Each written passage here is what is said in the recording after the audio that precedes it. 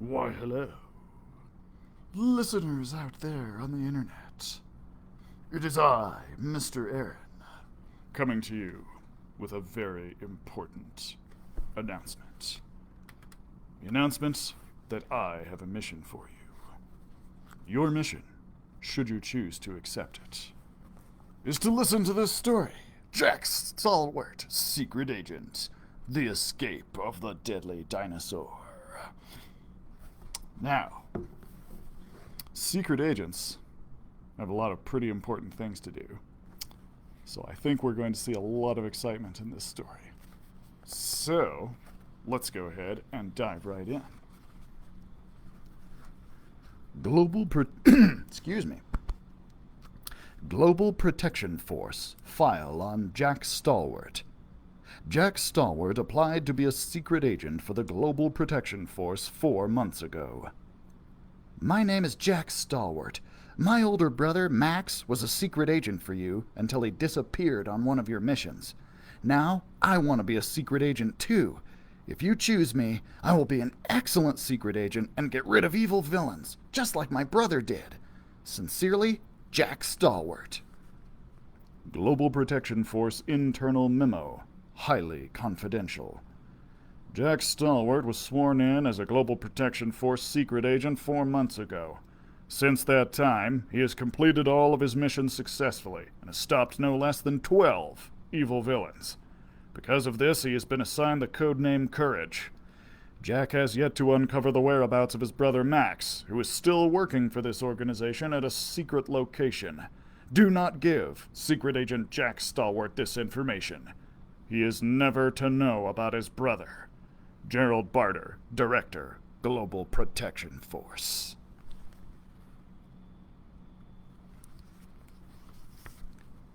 Chapter 1. The Mysterious Package. It was almost 7:15 p.m., and 9-year-old secret agent Jack Stalwart was sitting at his desk doing his homework when there was a knock at his bedroom door. "Who is it?" asked Jack. "Just me, sweetheart," said a kind voice from the other side. Jack got up from his desk, walked to his door, and opened it. "Hi, Mom," he said. "What's up?" "Just wanted to give you something," she said, handing him a package wrapped in brown paper. "It came for you in today's post." "Thanks," said Jack, taking the package. It felt as if there was something hard inside. "That Book of the Month Club sure does send you quite a few books," said Jack's mum, pointing to the sender's return address. Jack and his mum looked at the address together. It read, Great Picks for a Fiver, or GPF.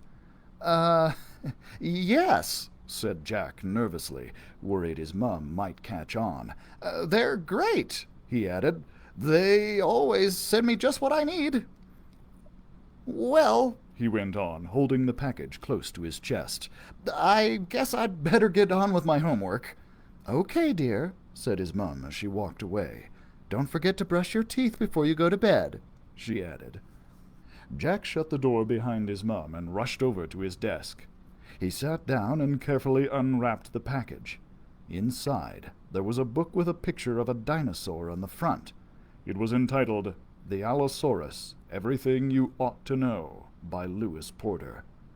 The Allosaurus, thought Jack. Why are they sending me a book about a dinosaur? And who is this guy, Lewis Porter? He doesn't work for the GPF.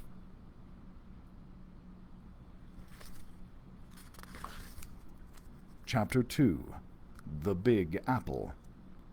As Jack sat down to think about why the GPF would send him such a thing, a familiar whirring sound came from the corner of his room. It was Wizzy, Jack's miniature globe. Wizzy was starting to spin, as he did almost every night at precisely 7:30 p.m. Jack was a secret agent working for the Global Protection Force, or GPF. His job was to travel the globe, defeating evil people or things that threatened the world's most precious treasures. The GPF often sent Jack secret information critical to his next mission through the post. This time, they had disguised it as a package from a children's book club. When Jack was sworn in as a secret agent, the GPF gave him Wizzy. It was a clever way for them to send Jack details about the location of his next mission, because Jack's parents would never know that Wizzy was anything more than a normal globe. As Wizzy started to spin even faster, Jack knew it was only seconds until the GPF and Wizzy revealed where he would be traveling next.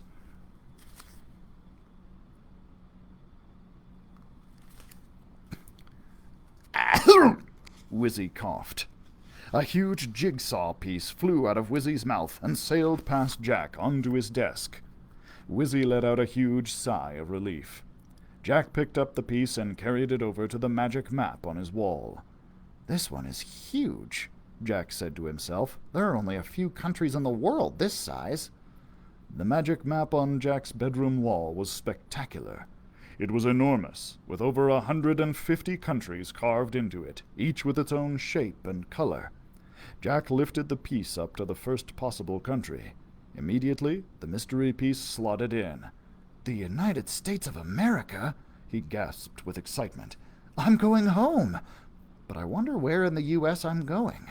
There are 50 states. Any one of them could need my help." Just then, a small green light started to appear on the eastern side of the USA. Jack leaned into the map to get a better look. The light was coming from a tiny island inside the state of New York. "New York City," said Jack. "Fantastic! I'd better grab my book bag before I go."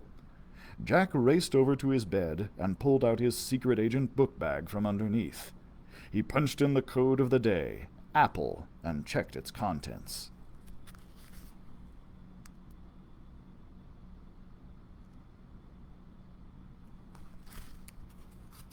All the GPF's standard gadgets were there, as well as the flyboard and picture grabber.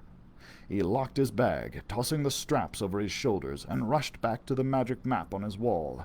The green light inside New York City grew brighter and brighter until it filled his bedroom. When Jack was ready, he yelled, "Off to New York City!" And with those words, the light flickered and burst, swallowing Jack into the giant map. Chapter 3. The Big Toe. When Jack arrived, he found himself standing in the middle of a great hall. The sun was shining down from the windows near the ceiling, and the skeletons of 3 massive dinosaurs towered above him. Jack looked up, way up, at the dinosaurs, and wondered whether any of the skeletons standing before him were Allosaurus, like in the book he'd received. Came a sound from beside Jack. He looked to his right and saw a skinny man with wild, curly blonde hair and glasses standing next to him.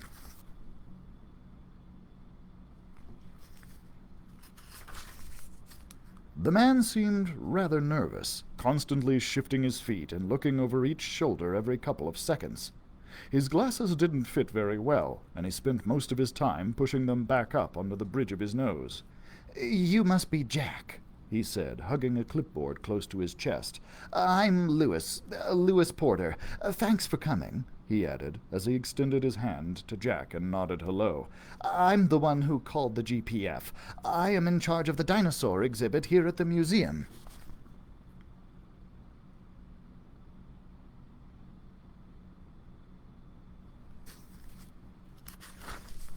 Jack remembered the name on the book from the GPF. The man standing in front of him was its author, Lewis Porter. The only question Jack had now was exactly which museum he was standing in. "The museum?" asked Jack, fishing for more information. "Yes," said Lewis. "The American Museum of Natural History in New York, one of the most famous museums in the whole of the United States." Before Jack could respond in any way, Lewis excitedly asked, "Did you get the book on the Allosaurus? I asked the GPF to send it to you ahead of time so you would be fully informed." "Sure did," said Jack, pulling the book out of his book bag. "But I'm a bit confused. I don't understand why I'm here. These dinosaurs seem to be doing all right to me," he added, pointing to the 3 skeletons standing before him. "Are you joking?" responded Lewis, who seemed genuinely shocked that Jack hadn't noticed what was wrong. "It's so obvious. he gasped, pointing to the smallest of the three dinosaurs. "Someone has taken the hallux of this Allosaurus!"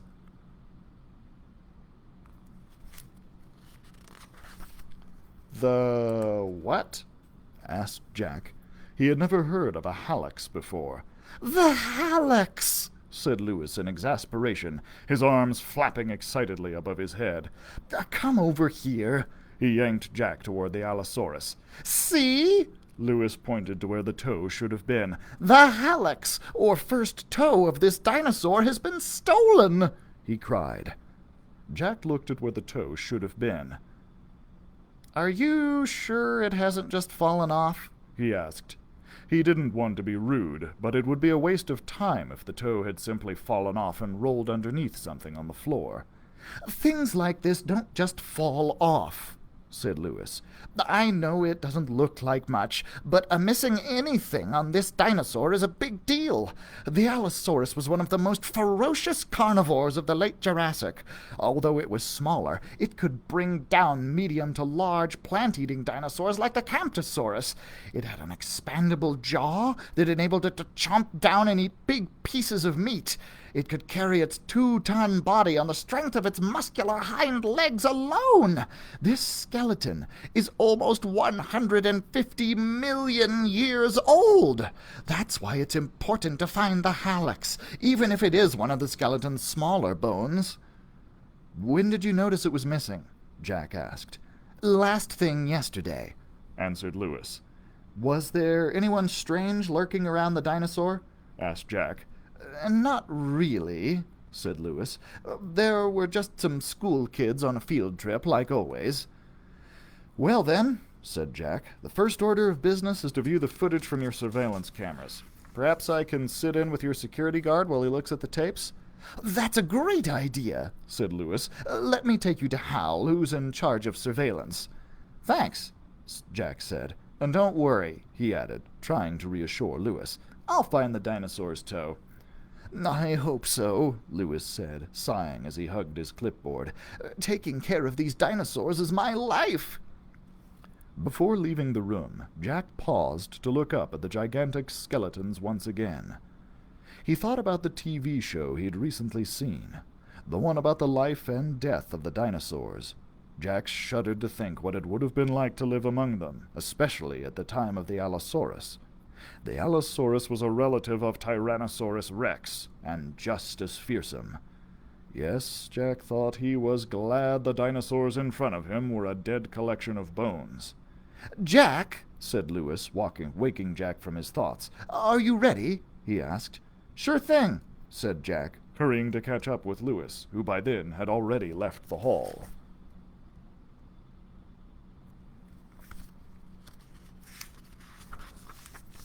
Chapter 4. The Security Meeting. Jack followed Lewis down to the depths of the museum and into a large room filled with high-tech surveillance equipment. In the center of the room was a man wearing a security guard's uniform. He was sitting in a chair in the middle of a circular desk, surrounded by at least 10 television screens and a panel of controls. Each TV screen was linked to a digital camera positioned in one of the museum's rooms. All the security officer had to do was push a button, and the image on the screen would change to another from a different location. Not only could he watch events as they happened, he could record them. When Jack and Lewis entered the room, Jack noticed that the guard was looking at yesterday's tape. "Hiya, Lewis," said the man, a smile widening on his face. "How's it hanging?" All right, Hal," responded Lewis nervously. "This is Jack Stalwart," he said.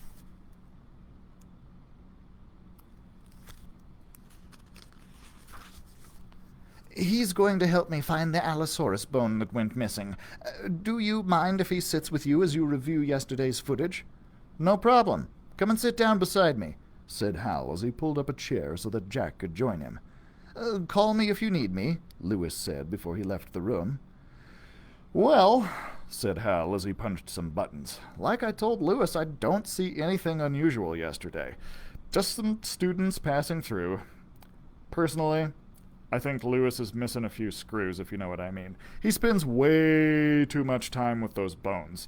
I've been looking at these tapes all morning. There's nothing on them to suggest that anyone took a thing. I mean, maybe Lewis was just cleaning the bone and forgot to put it back or something. Maybe, said Jack. But if Lewis is right and the toe's been stolen, then we have a crime on our hands. Let's see what's on the video.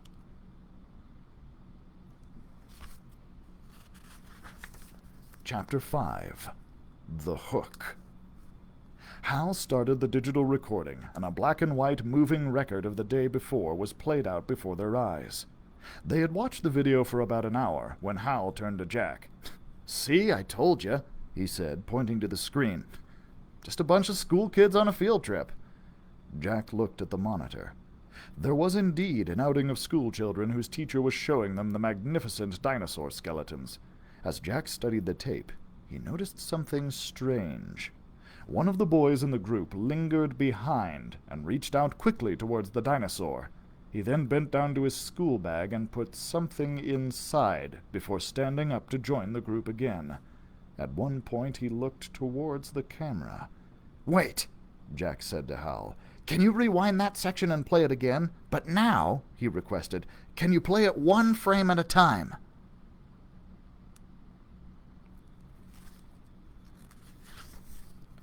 "You got it," said Hal. As Hal played the video in slow motion, Jack leaned in to get a closer look. This time he watched the boy carefully. As he watched, Jack couldn't believe his eyes. The boy had taken a long, thin hook out of his jacket and yanked the toe off the dinosaur. He then put it in his school bag. "I don't believe it," said Hal. "How did that get past me? I didn't see that happen." "It would have been hard to see," said Jack, wrinkling his brow. "This kid is clever and fast." Jack unlocked his secret agent book bag and took out the picture grabber. It was a slim, rectangular silver box that, when plugged into the back of a computer or TV, could take a still picture of whatever was on the screen and print it out in your hand. "Now, can you pause the video just at the point where he turns toward the camera?" Jack plugged the picture grabber into the back of the monitor and pushed the grab button. Instantly it registered the image of the boy. Jack hit the print button, and a picture printed out from the side of the box. "Do you know what school he goes to?" asked Jack as he studied the boy's face.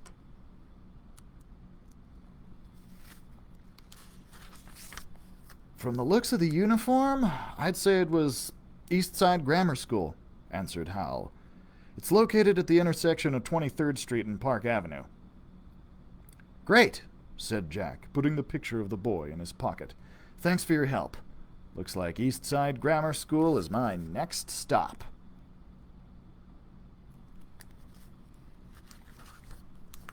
Chapter 6. The Halls of Science. As Jack approached the towering steps of Eastside Grammar, he paused for a moment to check his watch phone. It was just before 8:45 in the morning, and, if it were anything like his school in England, classes were about to start. Boys and girls were hurriedly climbing up the steps. As they passed by Jack, he looked carefully at their red, green, and gray clothes and compared them to the uniform on the boy from his picture. Yes, Jack thought there was no doubt. The boy who took the bone from the museum was definitely a student at this school. Trying to blend in with the others, he followed the students up the stairs and through the large red wooden doors. Amidst the clang of student lockers, Jack spied a sign that said Principal's Office. There was an arrow on it pointing to the left.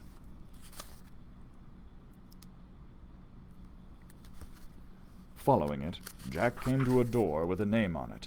Principal Judith Danner. He knocked twice. A stern voice answered, "Yes?" Slowly, Jack opened the door. Sitting at the desk was a woman wearing a bright purple dress. "Principal Danner?" he asked. "Yes? Who's asking?" she replied, peering over her glasses and sizing up Jack. "You don't look as if you attend Eastside Grammar School." "No, ma'am, I don't," answered Jack. "My name is Jack Stalwart," he explained, showing his badge. "I work for an international organization called the Global Protection Force.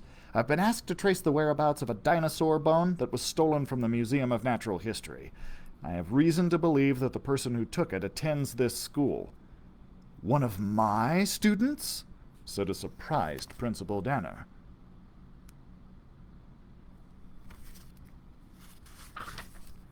Yes, explained Jack, showing her the picture of the boy. I believe this student took one of the toe bones from an Allosaurus skeleton yesterday while on a field trip at the museum. I got this picture from the surveillance video. And that right there is where we are going to leave off today. So we will be picking up there at 2 p.m. tomorrow, and we will find out where the lead of Eastside Grammar School takes Jack next in his search for the missing Allosaurus bone. So thanks so much for joining me today, guys. I hope you enjoyed. Of course, be sure to check out our other live programs, Toddler Time with Miss Becky, Stories with Sunny, and Creating with Constance. Don't forget, the libraries are open to the public once again, but you can still get curbside service if you prefer, and you can still access awesome digital content at sweetwaterlibraries.com. Just so you guys know, my readings here are going to be Mondays through Thursdays going forward. Just Monday through Thursday. We have been doing them on Fridays, but we're just going to be Monday through Thursday for the readings from here forward, just so you know. Which means we still have one tomorrow because it's Thursday. So I'll see you guys then at 2 p.m. tomorrow. Thanks so much for joining me. We'll see you then.